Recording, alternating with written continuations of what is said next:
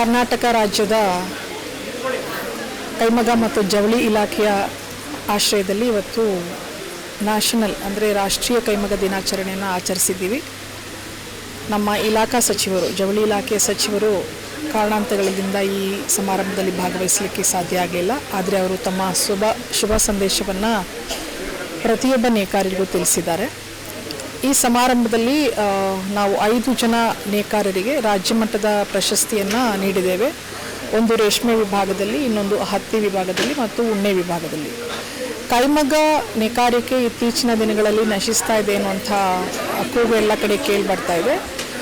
ಆದರೆ ಈ ಪಾರಂಪರಿಕವಾದಂಥ ಕೈಮಗ್ಗವನ್ನು ಬೆಳೆಸಬೇಕು, ಉಳಿಸಬೇಕು ಅನ್ನುವಂಥದ್ದು ಸರ್ಕಾರದ ಸದಾಶಯ. ಹಾಗೆ ಹಲವಾರು ಹೋರಾಟಗಾರರು ಕೂಡ ಇದರಲ್ಲಿ ಅವರ ದನಿಯನ್ನು ಎತ್ತಿದ್ದಾರೆ. ಮತ್ತು ಜೊತೆಗೆ ಏನಾಗ್ತದೆ, ಸರ್ಕಾರದ ಮಟ್ಟದಲ್ಲಿ ಮಾರ್ಕೆಟಿಂಗ್ ಆಗಲಿ ಅಥವಾ ಅವರ ಟೆಕ್ನಿಕಲ್ ಅಪ್ಗ್ರೇಡೇಷನ್ಗಾಗಲಿ ಏನೆಲ್ಲ ಸಹಾಯಧನವನ್ನು ನೀಡ್ತಾ ಇದೆ ಸರ್ಕಾರ, ಅದರ ಸದುಪಯೋಗ ಕೂಡ ಆಗಬೇಕು. ಅದನ್ನು ಕೂಡ ನಾವು ಇಲಾಖೆಯ ವತಿಯಿಂದ ನಾವು ಖಚಿತಪಡಿಸಿಕೊಳ್ತಾ ಇದ್ದೀವಿ.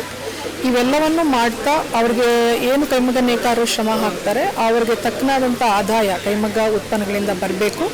ಮತ್ತು ಬೇರೆ ಬೇರೆ ಹೆಸರಿನಲ್ಲಿ ಅವರ ಬ್ರ್ಯಾಂಡ್ಗಳನ್ನು ತಗೊಂಡು ಮಾರ್ತಾರೆ ಅನ್ನುವಂಥ ಕೂಗು ಸಹ ಇದೆ. ಇದಕ್ಕೂ ಕೂಡ ನಾವು ಕಡಿವಾಣ ಹಾಕಬೇಕಾಗಿದೆ.